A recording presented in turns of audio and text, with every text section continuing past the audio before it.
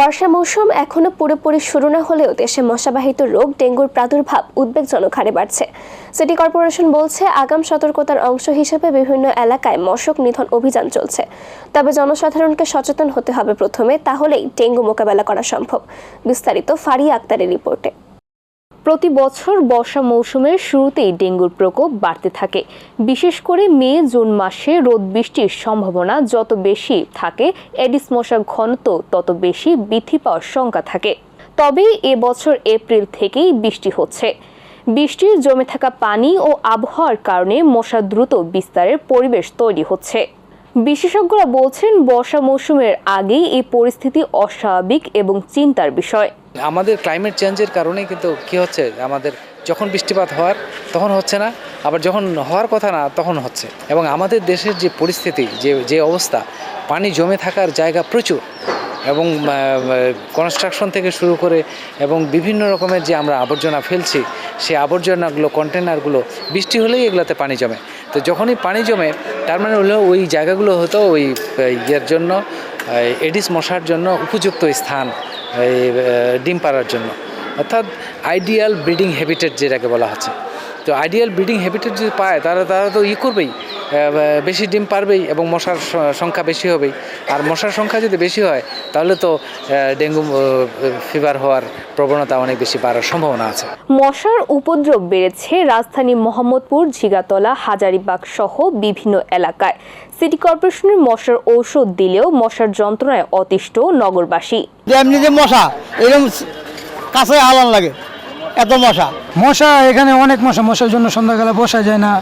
অনেক মশা, অনেক সমস্যা হয়, মানুষের রোগ জীবাণু, কিন্তু কোনো পর্যক্ষেপ লিতেছে না। সিটি কর্পোরেশন আসে না, তেমন আসে না, খালি সিটি কর্পোরেশন একটা গাড়ি আসে, আইসা এই ময়লা নিয়ে যায়। মশা কোনো সময় দেখি নেই ওষুধ দিতে। দিনের বেলায় মশা লাগে, বিকালবেলা আমরা খুব আতঙ্কে থাকি। ডেঙ্গু আছে, বাচ্চা কাচ্চা তো থাকেই না, জাস্ট আমরা থাকি। সাধারণত জুলাই আগস্টে ডেঙ্গুর প্রকোপ বাড়ে, কিন্তু এবার এপ্রিলের মধ্যেই ডেঙ্গু আক্রান্তের রোগী হাসপাতালে ভর্তি হচ্ছে। সরকারি হিসেবে গত 1 জানুয়ারি থেকে 24 এপ্রিল পর্যন্ত পরিসংখ্যান বলছে, ডেঙ্গু আক্রান্তের রোগীর সংখ্যা 2420 জন। একই সময়ে ডেঙ্গুজনিত মৃত্যুর সংখ্যা 20 জন। ঢাকা দক্ষিণ সিটি কর্পোরেশন জানায়, আগাম সতর্কতা অংশ হিসেবে বিভিন্ন এলাকায় মশক নিধন অভিযান চলছে। ডেঙ্গু কন্ট্রোল করার জন্য কিন্তু আমাদের একার পক্ষে, বাংলাদেশ গভর্নমেন্ট বা ঢাকা দক্ষিণ সিটি কর্পোরেশন বা উত্তর সিটি কর্পোরেশন একার পক্ষে সম্ভব না। এটা সম্ভব হচ্ছে সমাজের সকল জনগণ যদি এটার সাথে সম্পৃক্ত থাকে, আমরা একটা সামাজিক আন্দোলন গড়ে তুলতে পারি। কারণ আমরা যখন ওষুধ দিতে যাই, আমরা বাসায় যাই, বাসার আঙিনা পরিসরি, বাসার ভিতরে বেডরুমে তো ঢুকতে পারি না। এখন বেডরুমে যদি আমি আমার এই যে গাছ লাগালাম, গাছের পানিতে যদি ডেঙ্গুর লার্ভা উৎপন্ন হয়, হ্যাঁ, এডিস মশার লার্ভা উৎপন্ন হয়, সেখানে তো আসলে কিছু নাই। তাহলে সেক্ষেত্রে কী দরকার?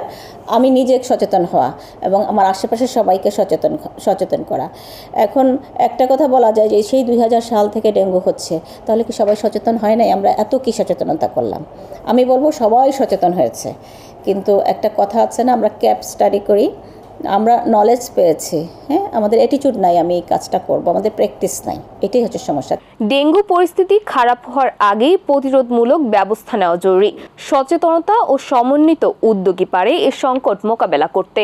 ফারিয়া আক্তার, আমরা করব জয়, ATN বাংলা, ঢাকা।